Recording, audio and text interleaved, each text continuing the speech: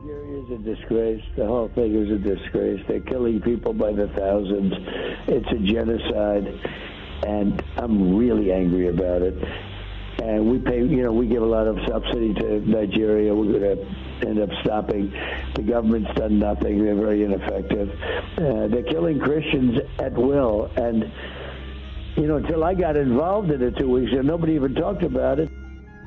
Well, President Trump is reacting today to what we've been covering for a couple of weeks now, but really leaned in with my panel that I hosted at the UN at the request of Ambassador Michael Waltz. And he also invited superstar rapper Nicki Minaj, because she has a pastor who's Nigerian and has jumped into this as an advocate for those under attack. Horrific violence in Nigeria against mostly Christians, and a third mass kidnapping this week alone. So it's getting worse under President Tinubu over there. In this attack, gunmen targeted a Catholic school just days after that attack on a Christian church. Islamic terrorists in Nigeria. There are now 22 of those groups, including Boko Haram, and some of them are aligned with ISIS.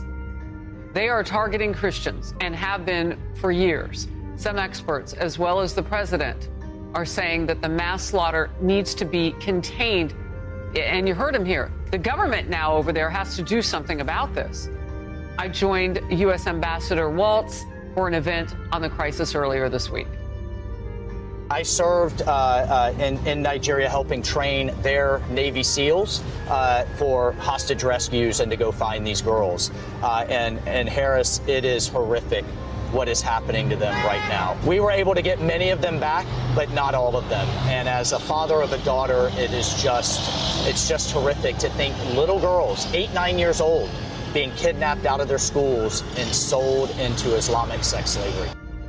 Senior Foreign Affairs correspondent Greg Palcott has the latest. Greg.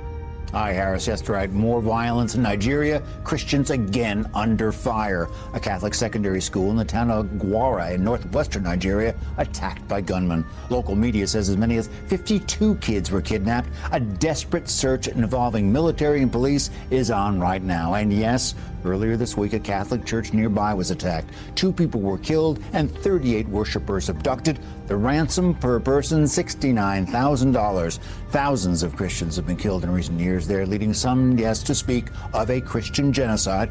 President Trump has branded Nigeria a country of particular concern regarding religious freedom, threatening to apply sanctions and send in U.S. troops. Here's how a State Department official put it at a congressional briefing yesterday. The Trump administration is developing a plan to incentivize and compel the Nigerian government to better protect Christian communities and improve religious freedom. Still, the Trump administration and analysts say others are getting hurt too by Islamist terrorists, organized bandits, militants. 25 children were kidnapped at another school in western Nigeria on Monday. 1 escaped. That happened in a Muslim area. Harris, Nigerian officials claim they are not persecuting any religion, but many analysts say at the very least they are certain that the government officials are not protecting their own citizens. Back to you.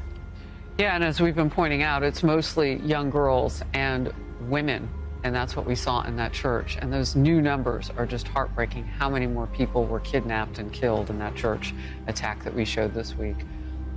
Greg, thank you very much for the update.